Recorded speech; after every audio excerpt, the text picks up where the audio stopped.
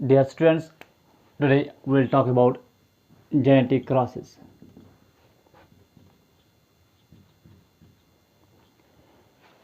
Genetic cross को हम define करते हैं on the base of character and nature.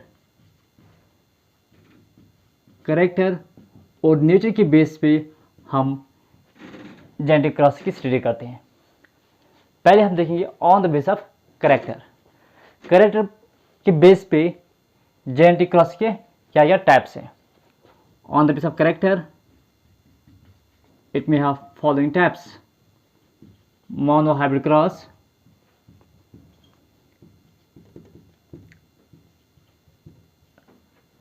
dihybrid cross,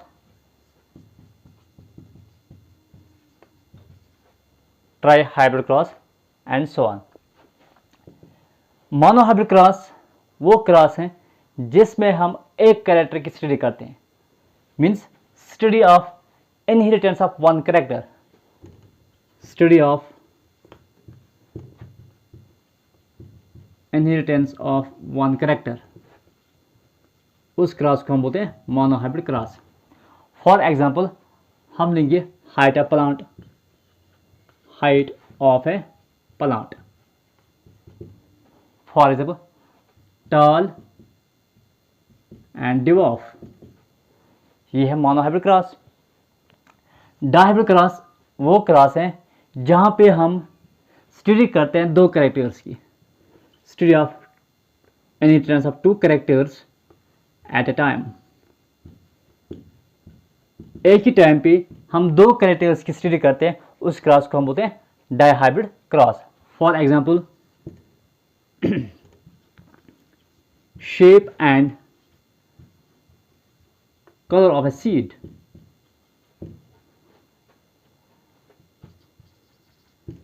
shape या राउंड हो गया या wrinkled, and colour yellow green. तो डायहाइब्रिड क्रॉस में हम दो कैरेक्टर्स की स्टडी करते हैं, round yellow, wrinkled green. This cross is a dihybrid cross. इस तरह ट्राइहाइब्रिड क्रॉस, ट्राइहाइब्रिड क्रॉस में हम तीन कैरेक्टर्स की स्टडी करते हैं, means inheritance of three characters at a time. एक ही टाइम पे हम तीन कैरेक्टर्स की स्टडी करते हैं। For example A it represents one character, B represents another character and C represents another character. This is trihybrid cross. Now we will talk about the genetic crosses on the base of nature. देखो बेटा, nature के base पे इसके following types हैं। First cross is back cross, back cross. Second is self cross, and third is reciprocal cross. Now we will talk about back cross. What is back cross?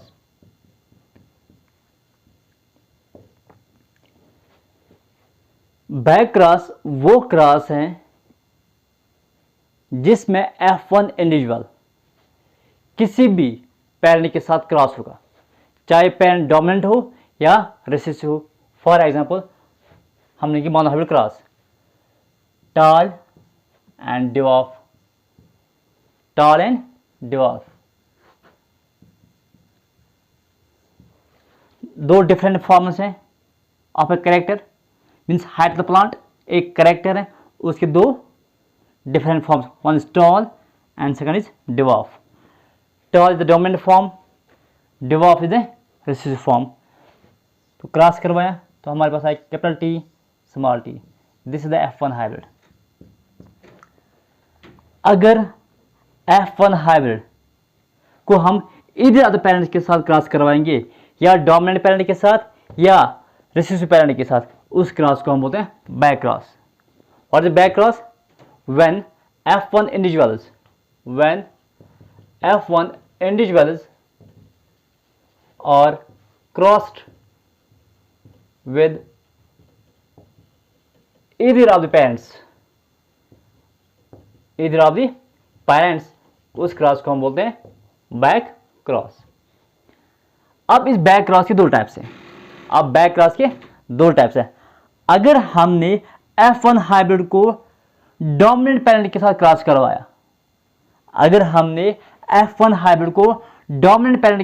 करवाया, उस cross को हम बोलते हैं out cross.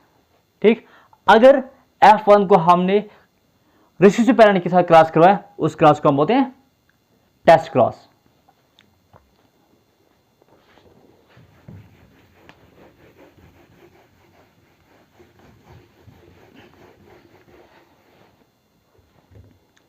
तो बेटा back cross के दो टाइप्स हैं। बैक क्रॉस के कितने टाइप्स हैं? दो। One is out cross and second one is test cross.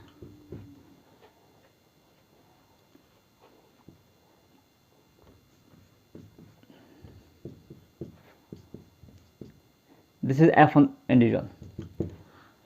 What's out cross? जब हम F1 इंडिविजुअल को डोमिनेंट पेरेंट के साथ क्रॉस करवाएंगे, उस क्रॉस को हम बोलते हैं out cross. What's out cross? When F1 individuals are crossed with dominant parent, उस क्रॉस को हम बोलते हैं out cross. This capital T small t किसके साथ क्रॉस करवाया? डोमिनेंट फॉर्म के साथ। तो हमारे पास क्या आया? कैपिटल T स्मॉल t, तो यहां से लेंगे हम कैपिटल T, ये सेम है homozygous. Capital T small t। जो हमारे पास F2 जनरेशन आया, दिस F2 जनरेशन, ये सारे क्या हैं? डोमिनेंट। F2 जनरेशन सारे क्या हैं? डोमिनेंट्स। तो जो आउट क्रॉस है, इसका जो रिजल्ट हमें मिला वो सारे क्या है? डोमिनेंट। यहां पे कोई रिसेसिव ऑफस्प्रिंग हमें नहीं मिला, इसलिए आउट क्रॉस उतना यूजफुल नहीं है। The F2 generation obtained from this cross, they all are dominant। ठीक, now test cross. What is test cross? अगर हम F1 जनरेशन को रिसेसिव पेरेंट के साथ क्रॉस करवाएंगे, when F1 individuals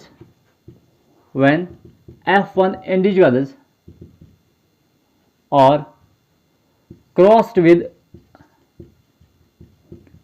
recessive parent, अगर हमने F1 जनरेशन को रिसेसिव पेरेंट के साथ क्रॉस करवाया, उस क्रॉस को हम बोलते हैं टेस्ट क्रॉस। ठीक, capital T small t cross with small t। देखो बेटा अब क्या आएगा? कैपिटल T स्मॉल t, दो गिमिट्स बनेंगे। कैपिटल T स्मॉल t, यहां से क्या है? Small t। Capital T small t। तो यहां पे हमें जो दो ऑफस्प्रिंग्स मिले F2 जनरेशन में, जैसे F2 जनरेशन, तो F2 जनरेशन में हमें मिला कैपिटल T स्मॉल t और स्मॉल t। इसका मतलब ये हुआ कि जो F2 जनरेशन है, इस F2 जनरेशन के अंदर हमें 50% डोमिनेंट पेरेंट मिले और 50% रिसेसिव कैरेक्टर मिले। तो in test cross, the F2 generation offsprings have 50% dominant character and 50% have recessive character।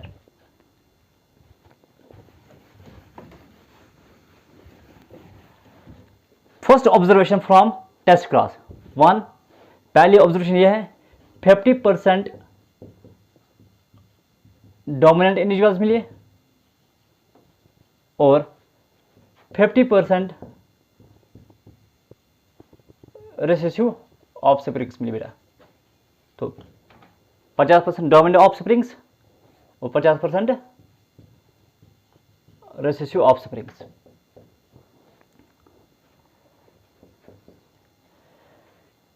तो test cross is always a back cross. Test cross is always a back cross, but back cross is not always a test cross. Statement में question पूछा जा सकते हैं। Test cross is always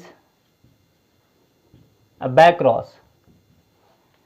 Test cross is always a back cross, but back cross is not always a test cross. वो हमेशा test cross नहीं होगा। अगर हम यहां बात करेंगे रेशियो की, phenotypic ratio and genotypic ratio,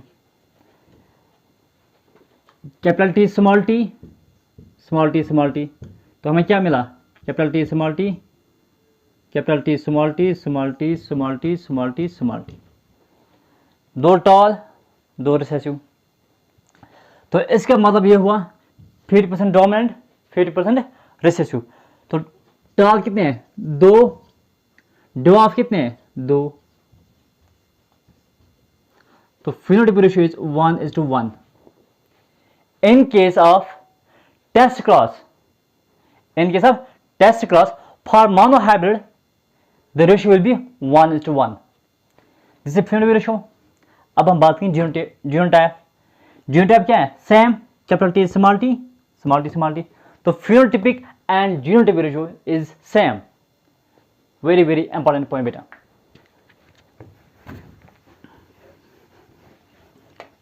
in test cross phenotypic and genotypic ratio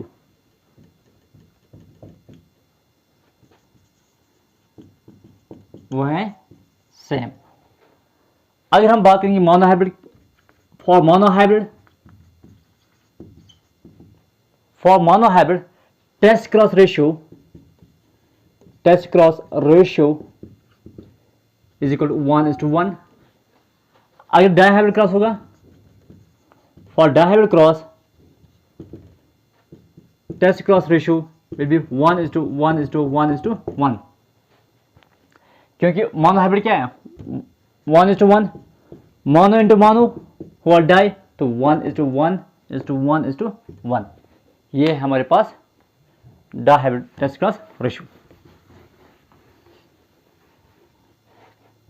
देखो बेटा ये रेशियो कैसे आया। डाइहाइब्रिड क्रॉस पे हम दो पेरेंट्स को लेते हैं, दो कैरेक्टर्स को लेते हैं। For example round yellow, this F1 individual. इस F1 इंडिविजुअल को हम क्रॉस किसके साथ करवाएंगे? With the receive parent small r small r small y small y। ठीक है बेटा। यहां से कितने गेमेट्स बनेंगे? 4। तो गेमेट के लिए क्या है formula? 2n। 2n means number of heterozygotes कितने हैं? 2। 2 2 4। तो यहां से हमें 4 गेमेट्स मिलेंगे। ठीक है बेटा। तो यहां से हमें कितने गेमेट्स मिलेंगे? 4। Capital R capital Y, capital R small y small r capital Y small r small y। ये 4 गेमेट्स में मिली। यहां से एक गेमेट मिलेगा 2⁻0 means 1 small r small y, capital R small r capital Y small y, capital R small r small y small y, small r small r capital Y small y small r small r small y small y। इसका मतलब यह हुआ कि round yellow कितने मिले? 1। Round green round green 1। Wrinkled yellow 1 and wrinkled green 1। ठीक है बेटा। तो टेस्ट का रेशियो हमें मिला 1:1:1:1। अब हम देखेंगे टेस्ट का रेशियो के क्या यूज है।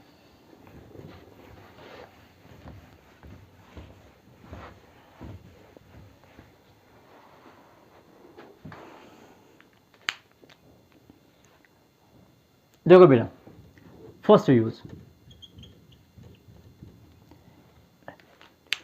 टेस्ट क्लास रेशियो मोनोहाइब्रिड के लिए क्या आया 1:1, डायहाइब्रिड के लिए आया 1:1:1:1। अब टेस्ट क्लास से हम ये डिटरमाइन कर सकते हैं कि जो पेरेंट क्लास में है क्या वो प्योर है या हेटेरोजाइगस है। For example capital T small T cross with small T, capital T small T, capital T small T, दो पेरेंट्स किस में है, क्रॉस में, क्योंकि क्रॉस हमेशा दो पेरेंट्स के बीच में होगा। इससे हमें यह पता चलेगा कि जो पेरेंट हमने क्रॉस में लिया क्या वो ट्रेड के लिए प्योर है या नहीं है। Determine it's used to determine whether the parent in the cross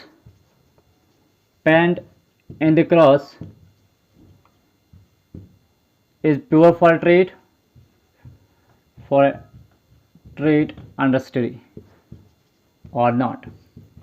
इससे हम ये निकाल सकते हैं कि जो पेरेंट है उसका जो जीनोटाइप है क्या वो प्योर है या हेटेरोजाइगस है। दूसरा, इस टेस्ट क्लास की वजह से हम डिटरमाइन कर सकते हैं डोमिनेंट इंडिविजुअल का genotype. It's used to determine the genotype of dominant individual का जीनोटाइप भी हम इस टेस्ट क्लास की वजह से निकाल सकते हैं। तीसरा, it's used to study the linkage। It's used to study linkage। Linkage की स्टडी जो है वो हम टेस्ट क्लास की वजह से कर सकते हैं।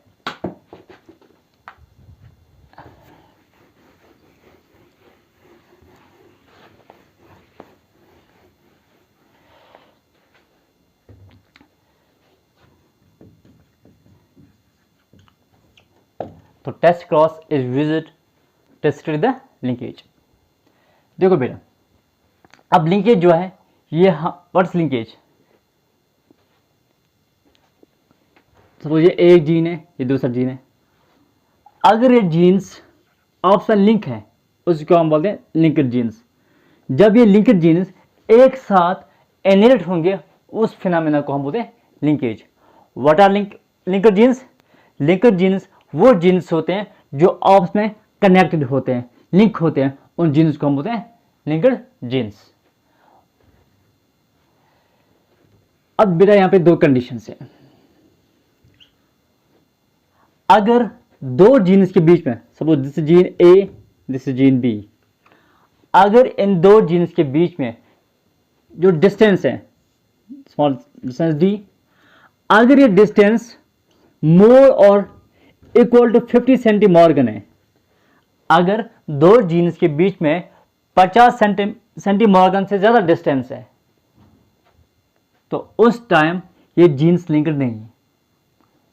तो हम ये बोल सकते हैं कि there is no linkage, there is no linkage, क्योंकि दो जीन्स क्या है दूर, उनके बीच में जो डिस्टेंस है दैट्स 50 सेंटीमॉर्गन।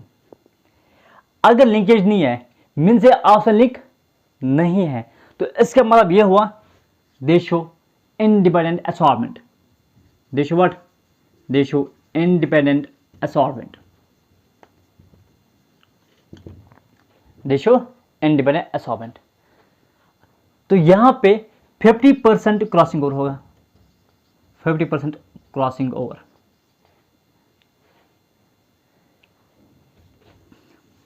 मैक्सिमम क्रॉसिंग ओवर जो है दैट इज 50%। अब हमें ये देखना है इसमें कि पेरेंट्स यहाँ पे ज़्यादा होंगे या रिकॉम्बिनेंट्स ज़्यादा होंगे। तो रिकॉम्बिनेंट्स, क्या इसमें रिकॉम्बिनेंट्स ज़्यादा होंगे? रिकॉम्बिनेंट्स 50% होंगे और पेरेंट्स क्या होंगे 50%।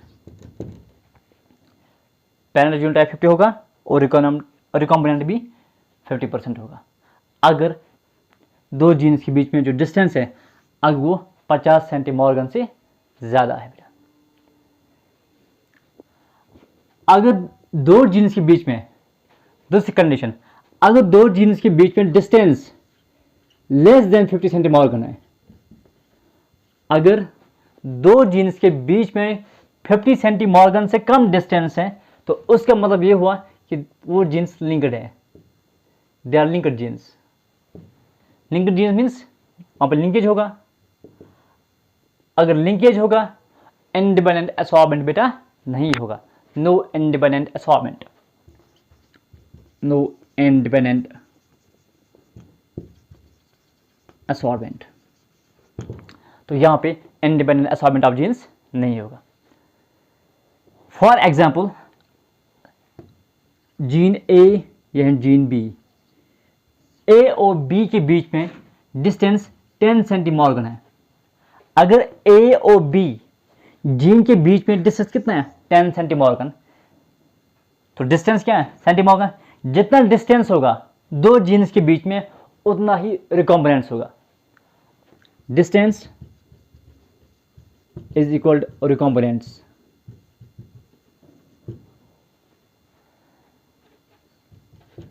तो इसका मतलब यह हुआ यहां पे रिकॉम्बिनेंट्स 10% होंगे, रिकॉम्बिनेंट्स 90% होंगे पेरेंट्स। इस तरह अगर सपोज दो जीन्स के बीच में डिस्टेंस 30 सेंटीमॉर्गन है, अगर डिस्टेंस क्या है 30 सेंटीमॉर्गन तो रिकॉम्बिनेंट्स कितने होंगे 30%, 70% होंगे parents. So with the help of test cross, we can study the linkage.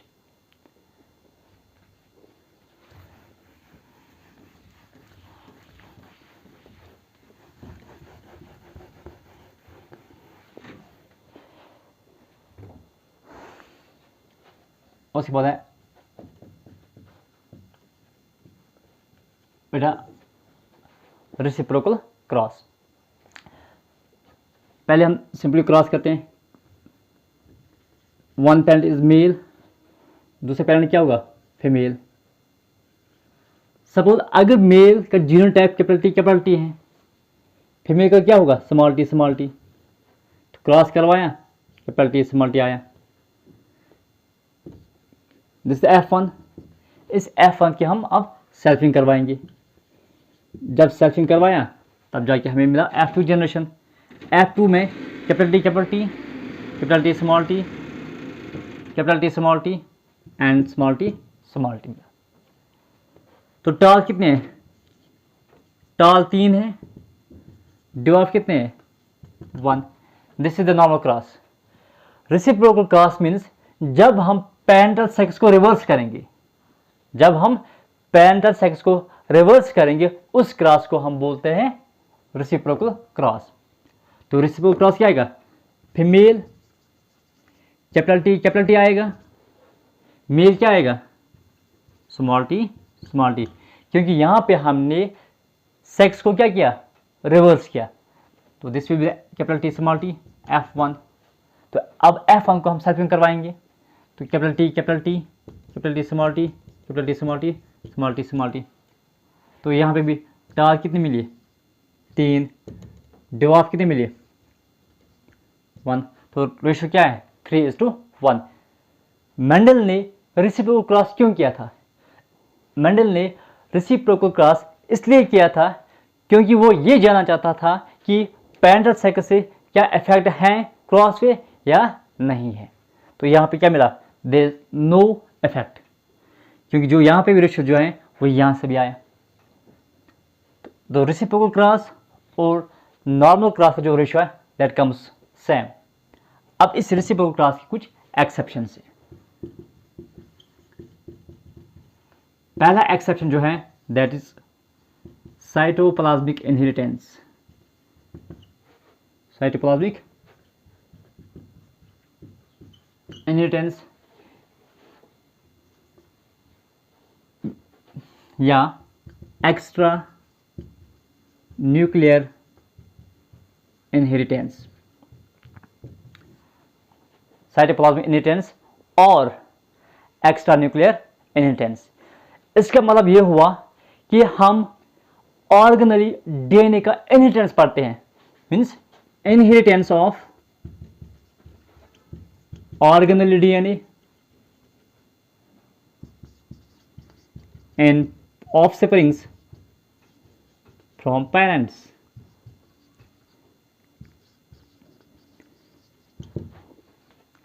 यहां पे न्यूक्लियर डीएनए जो है उसकी बात हम नहीं करते हैं। जो यहां पे जो जीन्स होंगे वो कितने प्रेजेंट होंगे, साइटोप्लाज्म के अंदर। इसलिए साइटोप्लाज्मिक इनहेरिटेंस या extra nuclear inheritance means outside the nucleus. Nucleus के बाहर है। हाँ, एग्जाम बात करेंगे हम एम्प्टी डीएनए, माइटोकॉन्ड्रियल डीएनए। ठीक है बेटा। अगर जीन्स प्रेजेंट होंगे साइटोप्लाज्म पे, if genes are present in cytoplasm, तब जाके रेसिप्रोकल क्रॉस जो है वो डिफरेंट होगा और वो मैटरनल होगा। ठीक है बेटा। अगर जीन्स किसमें प्रेजेंट है, साइटोप्लाज्म के अंदर, तब जाके रिजल्ट डिफरेंट होगा और दैट विल बी मैटरनल। तो यहां से हमें एक कंक्लूजन मिला कि if genes are present in cytoplasm,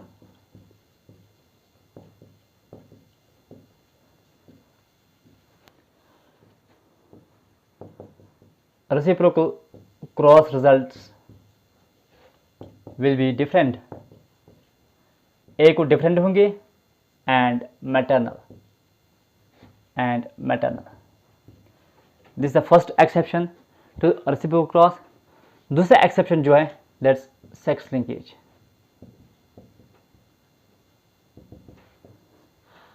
अगर जीन्स ऑटोसोम पे थे, अगर जीन्स ऑटोसोम पे है, तब जाके रेसिप्रोकल क्रॉस का रिजल्ट जो है वो सेम होगा। अगर जीन्स प्रेजेंट होंगे सेक्स क्रोमोसोम पे, अगर जीन्स प्रेजेंट होंगे सेक्स क्रोमोसोम पे, तब जाके रेसिप्रोकल क्रॉस डिफरेंट होगा। जो यहां से अब रिजल्ट आएगा वो क्या होगा, डिफरेंट होगा। लेकिन वो रिजल्ट वो मैटरनल नहीं होगा।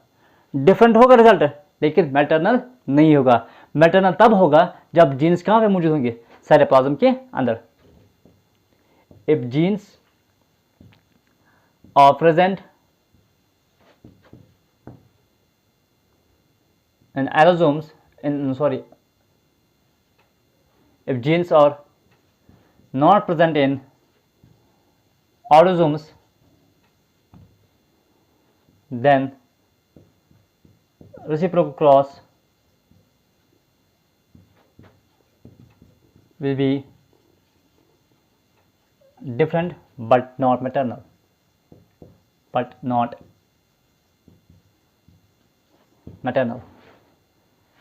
This is all about genetic cross. Thank you.